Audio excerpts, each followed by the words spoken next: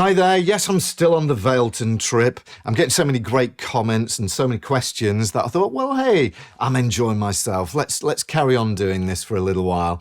So today what I'm going to do is I'm going to create a sound from scratch from an absolutely blank canvas on the Valeton. I'm going to show you my thought process, what I'm after. So today I'm only working on a clean guitar sound. I will be doing dirtier sounds and different kind of effects and stuff like that, but today I'm just working on a clean Strat sound. And I thought what I'd do is, I'm actually working on my own solo album at the moment. So there's specific sounds that I need to create for that, whereas traditionally I might use an amp. I've got lots of nice amps lying around here, but this is so good. I use it all the time. It's permanently plumbed in. I still love it. I use it. I use it on professional sessions. I use it on my own stuff. I'm just a big fan. I'm not sponsored by Valeton, but I am open to it. Valeton, next time you release a new product, I think you should send one my way. So today what I'm working on, clean Strat sound that you might have heard in the 80s. Maybe bands like Tears for Fears, possibly The Police. Yes, I know he used a Telecaster. Yes, Owner of a Lonely Heart. I'm after that really compressed, clean Strat sound that when you hit the initial chord, the compressor clamps down on that initial hit, and then it kind of breathes, the chord blossoms afterwards. I've got a song that I think will work really nicely with that kind of sound, and I'm going to create it from scratch and let's see what we can do. But more importantly, I'll offer this for download, so if you like the sound of it, you'll be able to download it yourself and install it on your own GP200. One thing I will mention is, although I always have it plugged in with the two plugs here, quite often, and I would say about 80 or 90% of the time, I'm only recording one side. I'm recording in mono, because very rarely do I record with effects on, unless it is really, really important to the song that I'm working with. If it's a specific delay or something like that, I will use it. I hardly ever use chorus anyway, although I will today. So if I'm just using like an amp and speaker sound, just a straight ahead guitar sound, I'll only ever record in mono. So although I have these set up, I'll just use like the left hand channel to record into my DAW. But today I'm going to break my golden rule and I'm going to use chorus. Now I'm also going to set up reverb on this patch, although if I'm recording, I probably wouldn't be using the reverb. And one of the reasons for that is because as guitar players, we tend to like to get a nice fat sound. And quite often we can overcook it, lots of low end in there, especially if we're recording rock and metal. And you'll find that you can get an excessive buildup of low end frequencies in the reverb. And for any of you that record your own music, one of the hardest things to get right is making your mixers not sound muddy. And one of the things that I do all the time, and most professional mix engineers do, is to actually EQ reverb as well, to get rid of all that low end. So yeah, I could record with reverb on there and scoop it all out using plugins and stuff like that, but most of the time I probably wouldn't commit to the reverb, but I will today. But when I save the patch, what I might do is get all those effects ready for you, the chorus and everything, but I'm going to bypass them just so that you got a nice amp and cab sound, but you can put those elements in if you want to, and I'm going to show you how to do that right now. So I've picked just an arbitrary blank patch, in this case 50A. And what I'm going to be using, as I was saying earlier, I want to get a nice kind of 80s Strat sound. I'm just using a bog standard Japanese Strat. There's nothing unusual about this. It does happen to be one of the nicest Strats I've ever played, so in that way it's quite special. I've probably spent more on the pickups than I did on the entire guitar. They're Seymour Duncans for anyone that's interested. But this is a beautiful guitar, but it's not a boutique, esoteric kind of guitar. If we look at the screen here, the software for the GP200, you can see that the only thing that's engaged is the volume pedal here. Let's see what that sounds like. Okay, there we go. We've got a nice sound there. That's effectively a DI, I guess. There's nothing happening. So let's have a look at the amp settings. When I click on the amp here, we can have a little look through. Now, being the 80s, how about a Roland JC120? There's no change to the sound, and that's because I have to engage the amp there, make that button turn blue. And then we can hear the amp. Okay, make it a bit more sparkly. Now we still haven't got a cab included on that. So what we're going to do is we're going to hit on the cab there. And it's automatically chosen the JC120 cab. But of course, we need to engage it by pressing the blue button. Now that's okay, but I want something with a little bit more balls. And I promise you, I haven't tried this beforehand. I'm just kind of because I know my amps. And by the way, I've worked for a lot of big bands. If you want to check out my about info on my channel, you'll see some of the acts that I work for. But I've spent many years as a guitar tech and also a professional musician, worked for many, many big bands all around the world. And I think one of the things that I was brought in for, I'm not a particularly great luthier, but I'm really good at getting sounds up. So I always say, just pick a few amps that you really love. Don't drive yourself crazy. Just pick a few that you love. And I know that the Mesa Boogie Lone Star is going to give me pretty much what you can automatically hear that. It's got more balls, okay? What I'm also going to do, I'm going to pick some kind of Mesa Boogie cab. That's Bogner, of course. Where's my Messas? It's got to be that, hasn't it? Okay, that's a 4x12. Okay, 112. Sounds good. I'm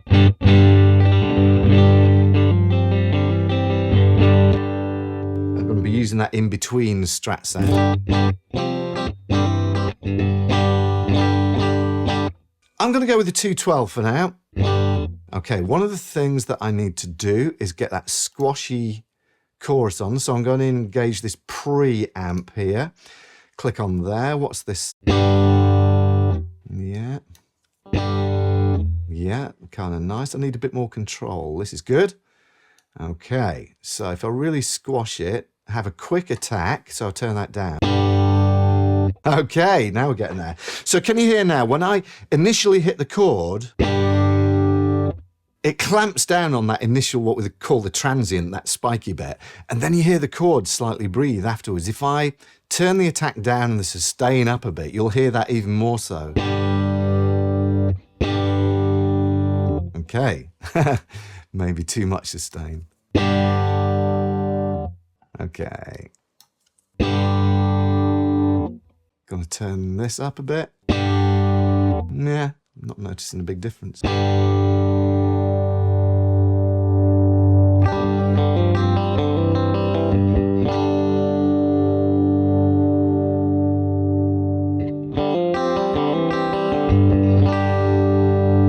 Okay, it's very much got that Sweet Home Alabama, that.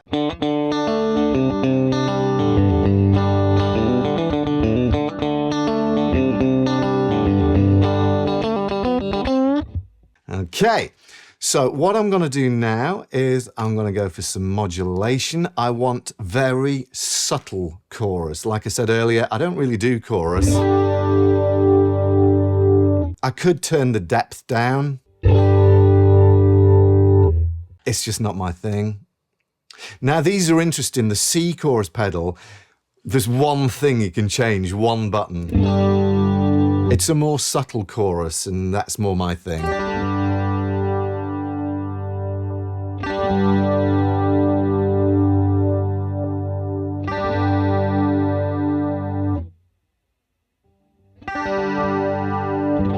That's kind of nice. I'm going with that. I'm not overthinking this, as you can probably tell. Now I'm going to put the reverb on.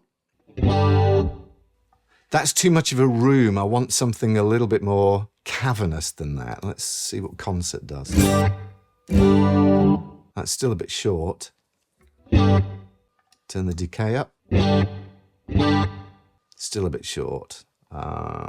Church. Maybe. Bit of a slap back on that one. That's got some modulation going on I don't like. That's not to say I wouldn't use it, but not for this song. I don't like it for this song.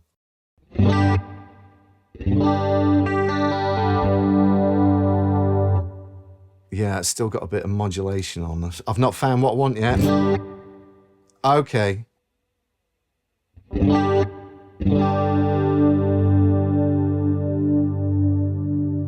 pre, what that does, it waits to give you reverb. So again, if I wanted to smack that chord, I could have the initial bit of that chord dry. If I turn up this pre, it will wait to give me reverb. Let me turn that up a lot.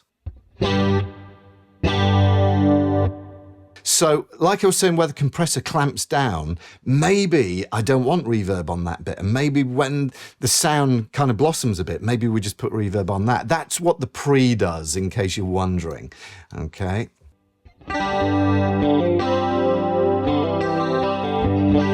Okay, I'm going to go back to the amp now. I'm going to give it a bit more bass. And I'm going to give it a bit more brightness. I really want this to chime through.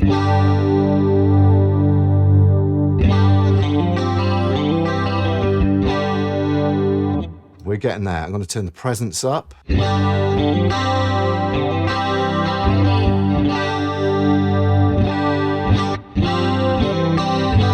I like it. It's great. Okay, so just to show you, if I turn off the reverb and the mod,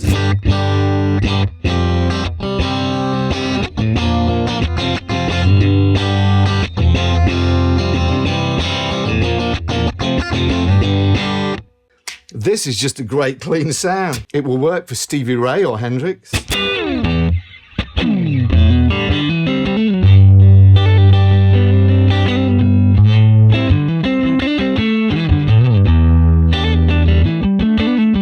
Nice.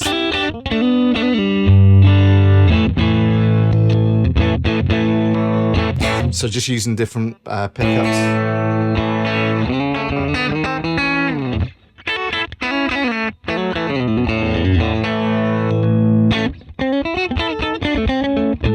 Yeah, I like it. So I'm going to save that. I'm going to hit the save button here, and I'm going to call this Clean 80s Strat.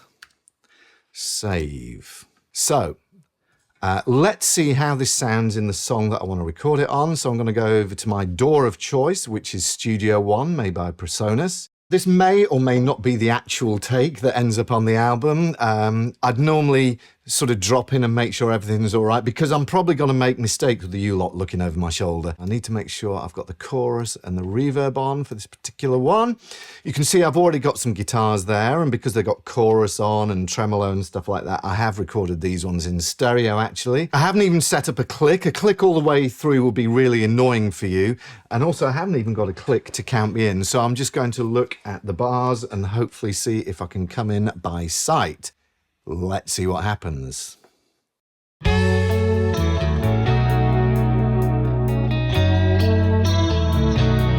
Sounds good.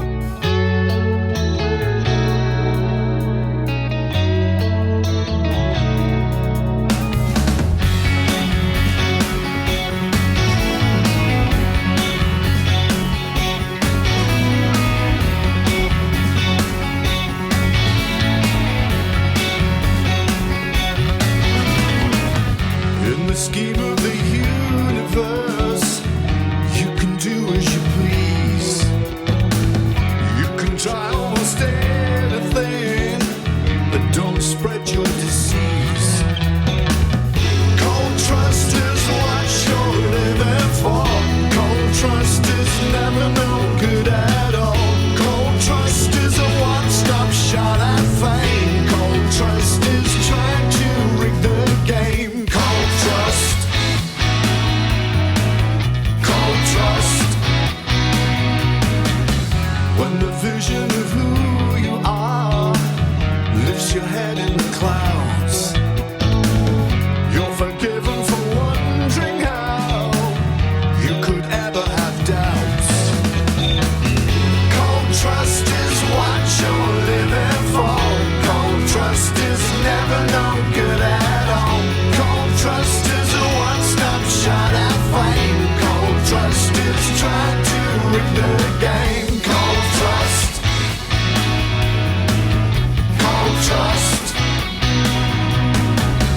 Cold trust. Cold trust.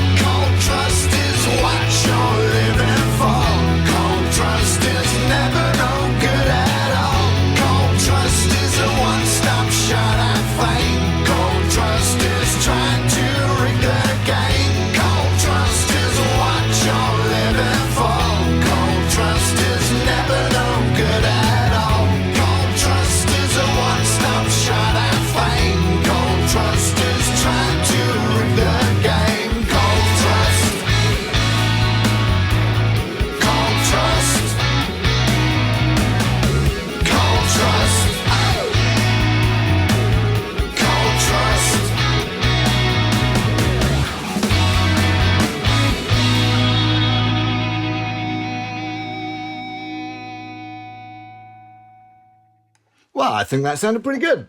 So I'm just going to show you how to export the sounds. Let's stop recording that. You're going to choose the one you want to export. You right click on it and I'm going to export it. It gives me a little warning as to what the file suffix will be. It'll be a .prst file, and it's just warning you that if you haven't saved the settings by clicking that icon there, then it won't export any of these settings. I'm going to click OK. I've already set up a little folder called Valeton Presets. I'm going to open that, and it's telling me that the export is successful. If I open the folder, you can see it there. Oh, it's used a different naming structure there. Don't worry about that. Be okay when you import it. The size is only 1 kilobyte, tiny little file. Super simple, as you can see. So how do you import it into your system? Okay, so you pick a patch number. Let's suppose for whatever reason you want it on 44A.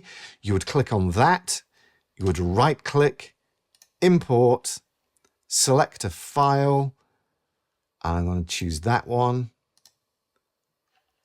It's warning you that anything will be overwritten in that patch. Okay, continue.